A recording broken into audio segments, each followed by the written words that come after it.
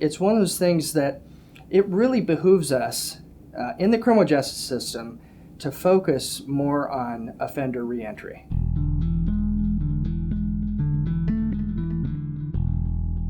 I have discovered through this program the things that these people are up against is just incredible, because they're released from prison often when there's no family around or no one to pick them up. They have no money, no job, no connections, no place to live.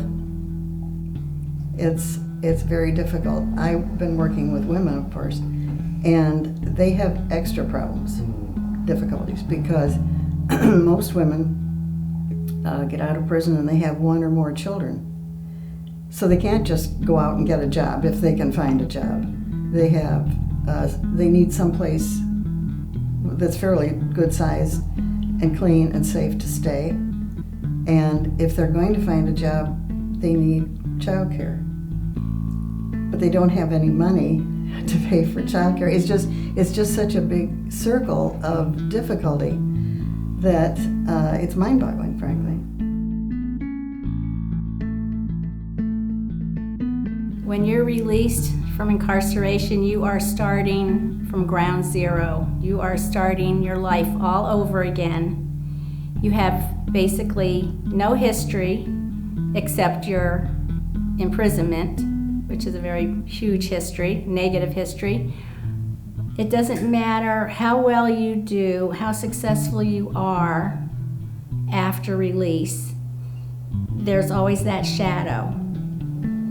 And it can pop up anytime if you have to apply for a job, if you have to get a doctor or a dentist and they want to know, well, where are your records? Why don't you have any records? Well, then you have to tell them.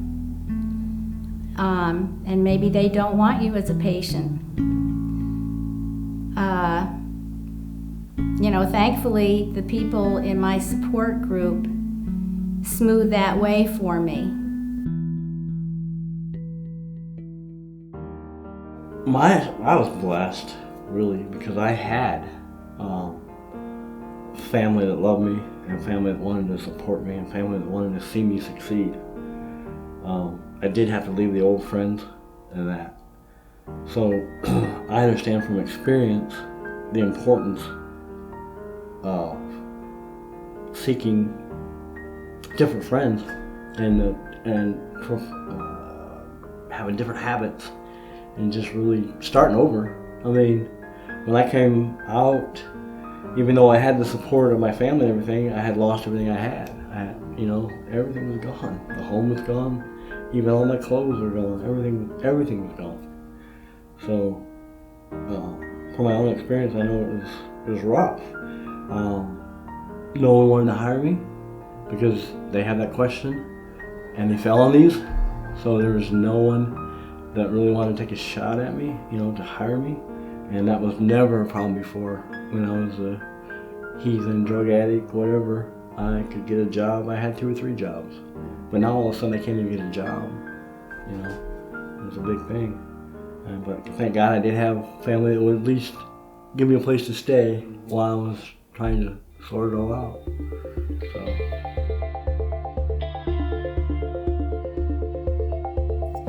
Well, my journey in law enforcement started back in the 80s, really as a patrol officer. I've been in law enforcement now for over 30 years.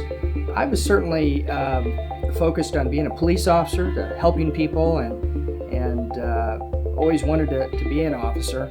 And then eventually I came to the Elkhart County Sheriff's Department in 1987 and started in patrol and worked my way up through the ranks, eventually becoming the corrections commander and, of course, ultimately the sheriff. Reentry is important for, when we say reentry, we're talking about ex-offenders coming back into our community. That's extremely important, I think, to the criminal justice system and to law enforcement in general. The great question of why should I even care is important because, we're living in this community, And whether we like it or not, at least in Elkhart County, about 700 inmates a year are coming back and living among us. And we oftentimes would like to stick our head in the sand and say none of this is going to impact us. But it does. And so I believe that as a community member, we should be looking at what we can do to help that situation. I'm not talking about giving inmates the world. I'm not talking about really kind of a welfare mentality. I'm talking about removing barriers and providing ways that they can be successful. They got real choices to make and real clear decisions as to which path they're going to take. But to the willing ex-offender, it's important that if we can remove barriers and allow for that success, it'll benefit us all in our communities.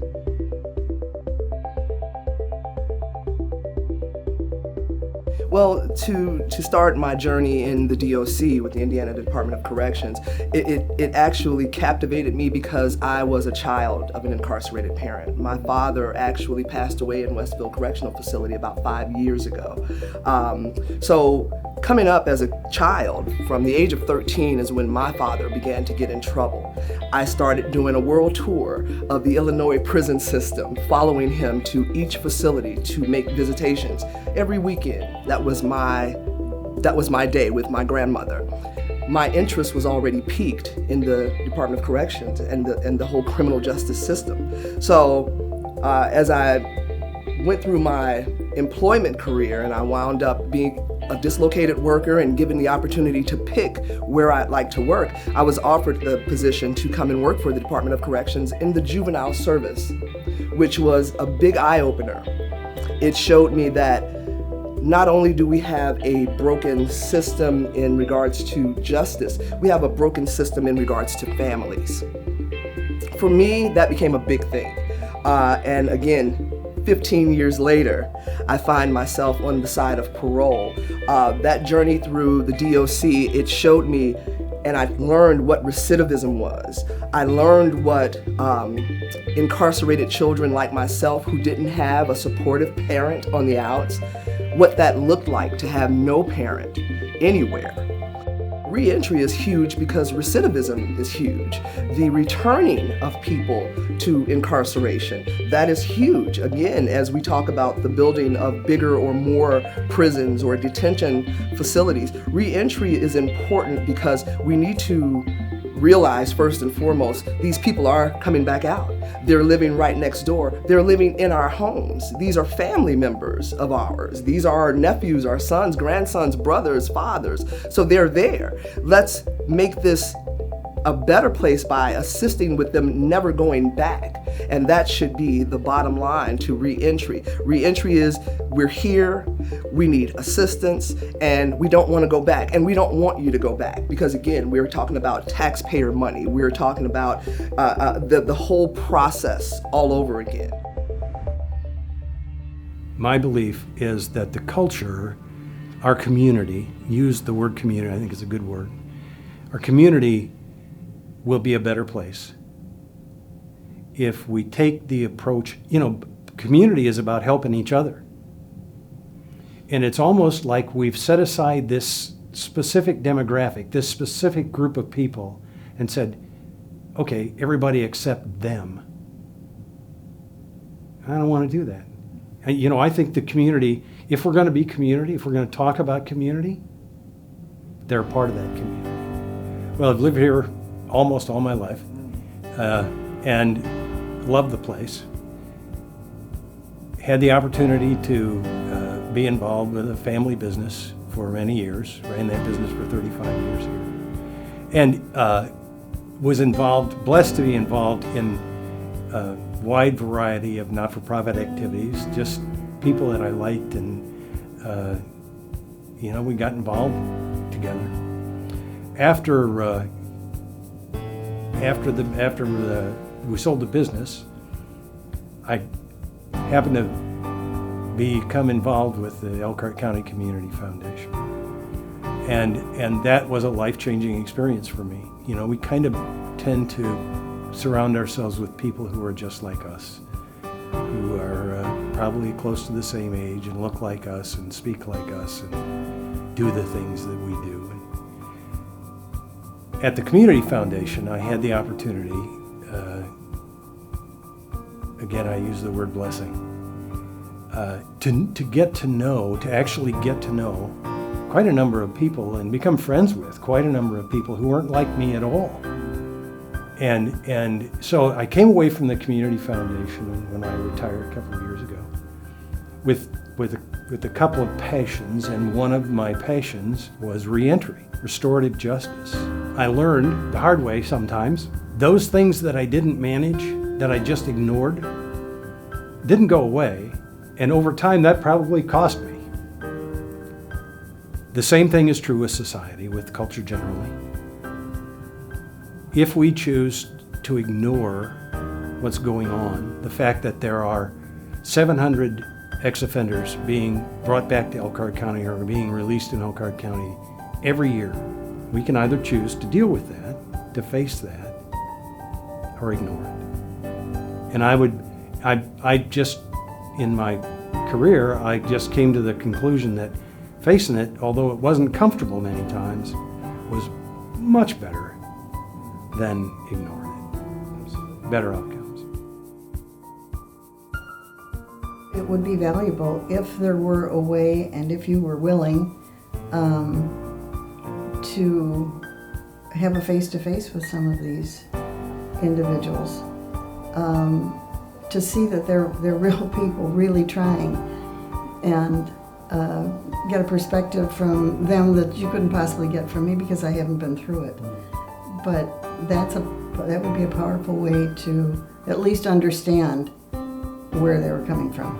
I never dreamed that these people had the kinds of things to overcome that they do.